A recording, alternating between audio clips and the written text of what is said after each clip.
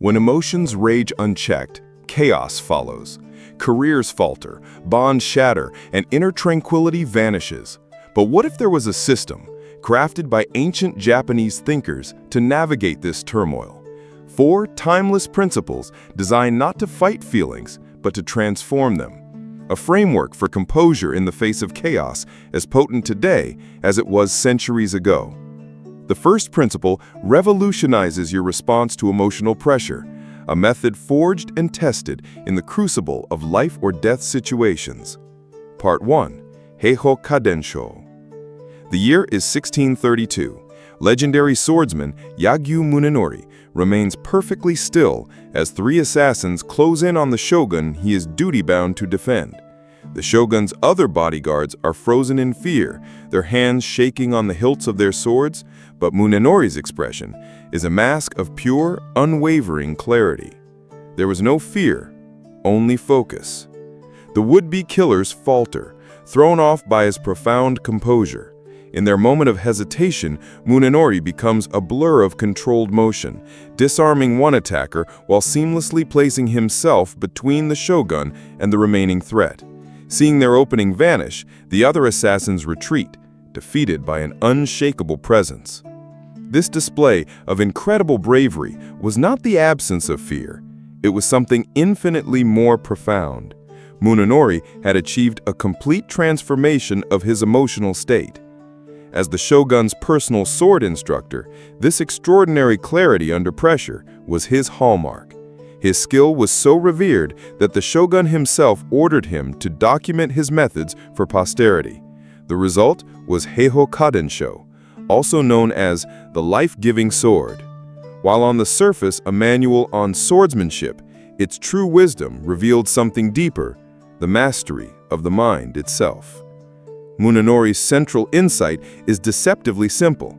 Emotions are not external forces that happen to you. They are internal positions you choose to adopt.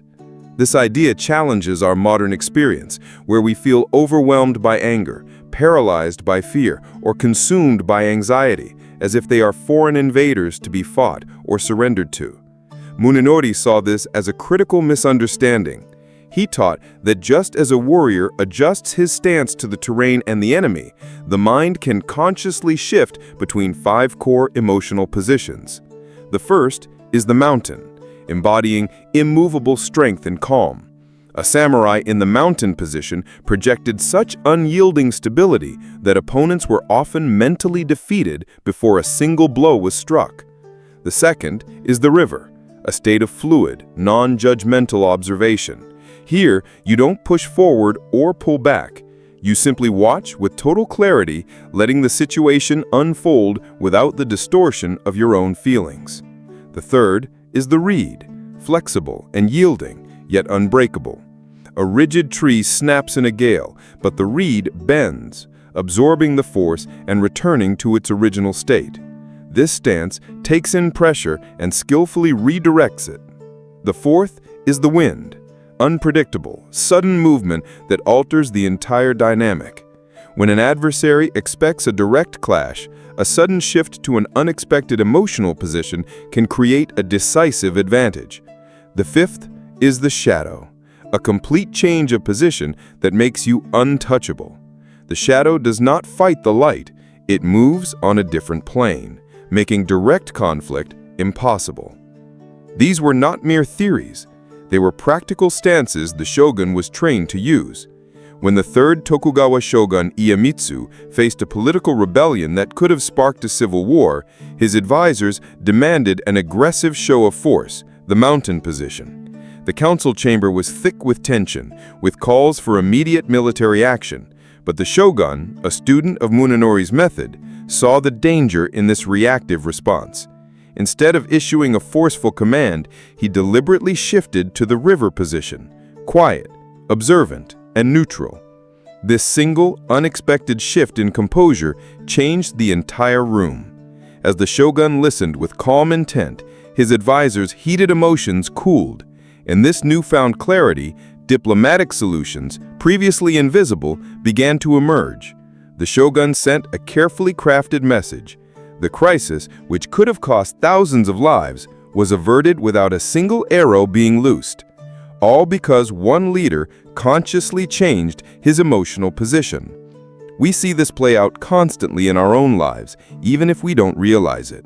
When faced with unfair criticism at work, the default is often the mountain, aggressive defense, or the reed, emotional retreat. Both are reactive positions of weakness. One trained in Munenori's philosophy sees these as mere starting points.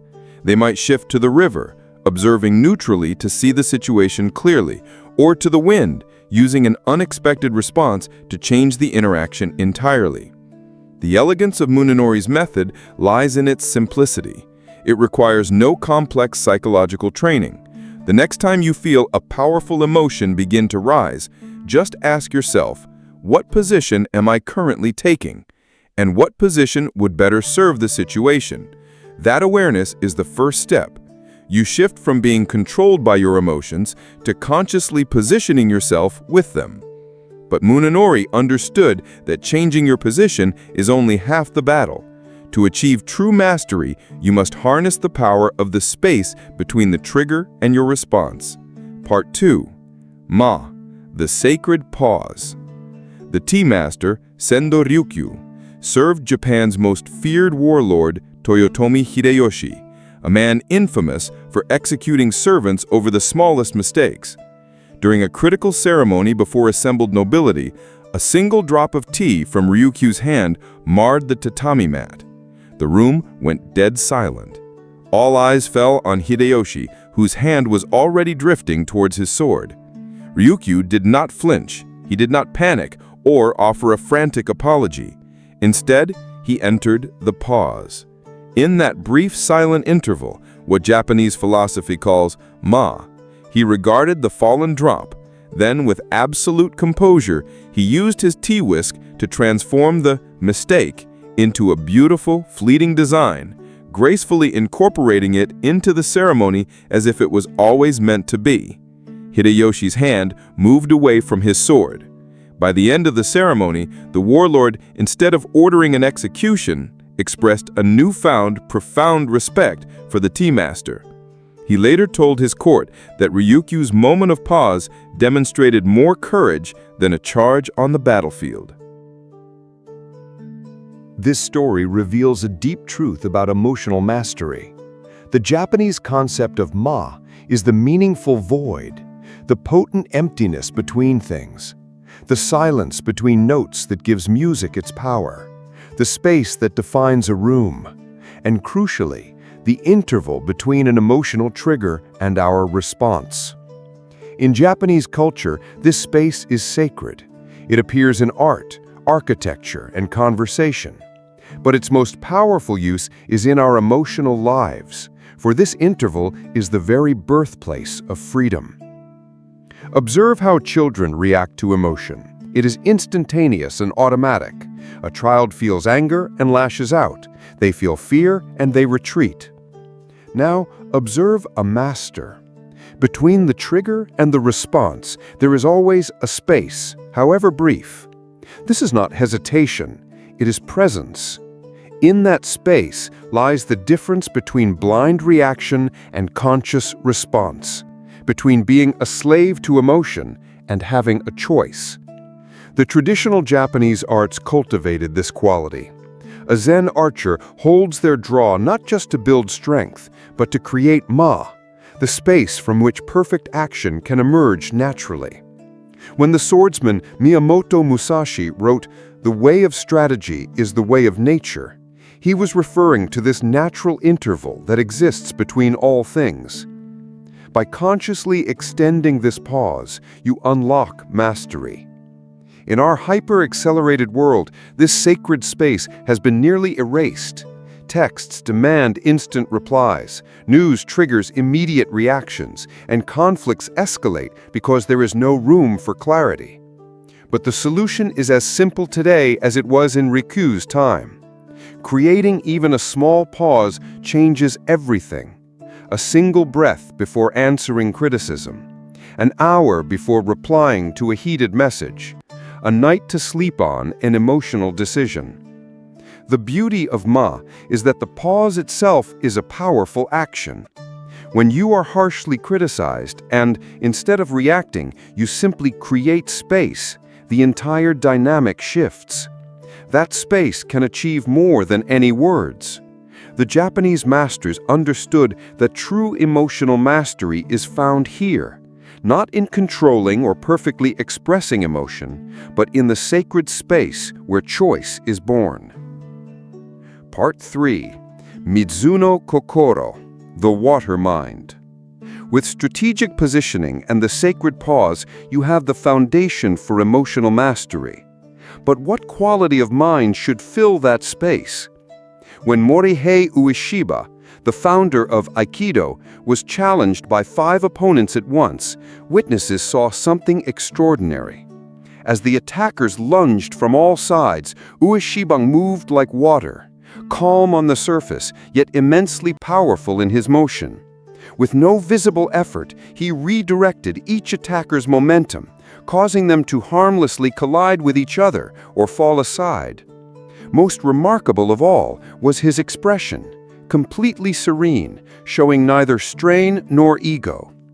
This was not suppression, it was transformation through Mizu no Kokoro, the water mind.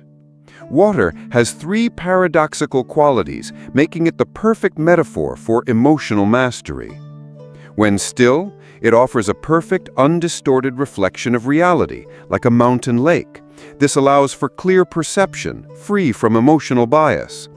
When flowing, it adapts effortlessly to any container or obstacle, changing its form while maintaining its essence. This allows for responsiveness without rigidity. When directed, it generates immense force, not through brute strength, but through alignment with natural principles. This creates impact without exhaustion. Japanese calligraphers would meditate on water before beginning their work. Business leaders would contemplate a flowing stream before a major negotiation. This was not poetic indulgence, it was practical training for emotional fluidity. In modern life, we face challenges that feel like solid rock.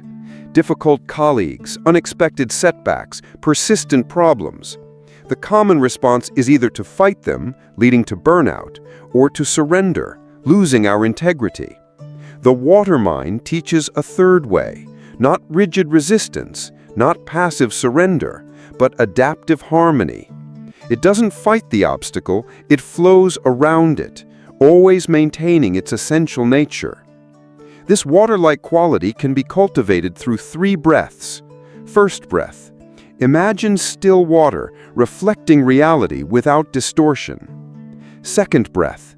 Visualize flowing water, moving around obstacles without resistance. Third breath. Feel directed power, aligned with the forces of nature, not against them. When facing a situation that would normally trigger defensiveness, the water mind transforms it. Criticism is no longer a threat to resist, but information to reflect on, a current to flow around, or energy to be redirected toward growth. The water mind is perfect adaptability in the moment. But to make this state last, one final element is required. Part 4. Kaizen, the path of small steps. In 1945, Japan was a landscape of ruin. Its cities were destroyed, its industry had collapsed, its economy was shattered. The Toyota Motor Company, once a giant, was on the brink of extinction. The challenges facing its leader, Sakichi Toyoda, were overwhelming. The expected response was a dramatic, sweeping action, radical restructuring, massive layoffs, a total reinvention. Instead, Toyota chose a philosophy that would rebuild not only his company, but an entire nation's approach to adversity. Kaizen, continuous improvement through small steps. Rather than trying to fix everything at once, he focused on improving just one tiny element of production each day. One process, one component, one movement at a time. To outsiders, the approach seemed agonizingly incremental. Yet within a decade, this patient accumulation of tiny improvements had not only saved Toyota, but made it one of the most successful companies in the world. The wisdom of Kaizen is counterintuitive. We're conditioned to seek dramatic breakthroughs and heroic transformations. But true, lasting change rarely works that way. Instead of trying to overhaul your entire emotional landscape at once, focus on improving the response to just one specific trigger. Perhaps it's a certain type of email that always provokes you, or a family conversation that reliably creates tension. When you make your response to that one trigger just slightly better, not perfect, just better, everything else begins to shift. Like water slowly carving through stone, these tiny improvements compound over time into profound transformation. The practice is simple. Each week, choose one emotional trigger. Make one small improvement in your response. This isn't about perfection, it's about progress. Kaizen is so powerful because it aligns with how human beings truly change. Small, consistent improvements build into what appears to be effortless mastery, precisely because it developed naturally, not through force. The Japanese understanding is that true transformation is not a single dramatic event, but a patient refinement. One small step, then another, and another. These 4 Japanese approaches are not separate techniques, but a natural sequence for transforming your experience of life. Heihō Kadensho teaches you to consciously choose your emotional stance rather than being a victim of your feelings. Ma creates the sacred pause between trigger and response, giving you the freedom of choice. Mizu no Kokoro, the water mind, fills that space, providing adaptable strength that reflects clearly, flows effortlessly, and channels energy powerfully. And Kaizen makes this transformation permanent through small, continuous improvements, building a mastery that appears effortless because it was earned step by patient step. By starting with just one, you create the foundation for all the others to emerge. And like the masters who refined these ideas over centuries, you will discover that true emotional mastery is not about perfect control, but about perfect harmony, a way of being that transforms every aspect of your life.